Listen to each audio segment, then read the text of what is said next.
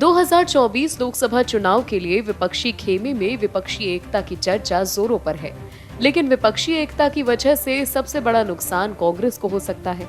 ऐसे में कर्नाटक विधानसभा चुनाव में जीत के बाद कांग्रेस विपक्षी खेमे के बीच ये संदेश पहुंचाने की कोशिश कर रही है कि भले ही वर्तमान में उसके सितारे गर्दिश में हो, लेकिन आज भी बीजेपी को टक्कर वो ही दे सकती है। मगर दूसरी विपक्षी पार्टियां कांग्रेस के इस आत्मविश्वास पर भरोसा करने को राजी नहीं है और 2024 के लोकसभा चुनाव में विपक्षी गठबंधन को लेकर उनकी कुछ और ही राय है।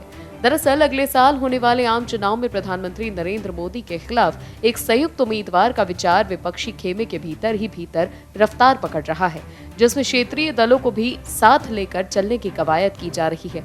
मगर इन क्षेत्रीय दलों की मांग कुछ ऐसी है जो शायद ही कांग्रेस को रास आए।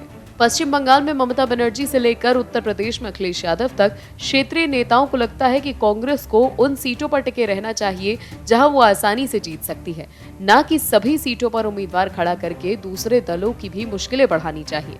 चलिए मान लीजिए कि पार्टी आलाकमान इस तर्क को मानकर चुनाव में जानने के लिए राजी भी हो जाए, लेकिन फिर भी उनके सामने चुनौती ये होगी कि वो अपनी राज्य इकाइयों को कैसे समझाएं। 2024 के आम चुनावों में एक संयुक्त उम्मीदवार का प्रस्ताव पटना में 12 जून को विपक्ष की बैठक से पहले बिहार के मुख्यमंत्री और नेता नीतीश कुमार की एंट्री के साथ ही आया। उन्होंने 22 मई को कांग्रेस अध्यक्ष मल्लिकार्जुन खड़गे और राहुल गांधी से मुलाकात की। पिछले 1.5 महीने में इस तरह की ये दूसरी बैठक थी। कहा जाता है कि बैठक में नीतीश कुमार ने ऑल अगेंस्ट वन रणनीति पर जोर दिया। इस विचार को पश्चिम बंगाल की मुख्यमंत्री ममता बनर्जी ने समर्थन दिया और कांग्रेस को कर्नाटक चुनाव में जीत पर बधाई भी दी। तृणमूल कांग्रेस प्रमुख ने कहा कि संयुक्त विपक्ष के उम्मीदवार का समय आ गया है। 2019 के लोकसभा चुनाव से पहले इस तरह के प्रस्ताव पर कोई भी चर्चा नहीं हुई थी, लेकिन इस बार ज्यादातर क्षेत्रीय दलों की इस पर सैद्धांतिक सहमति है।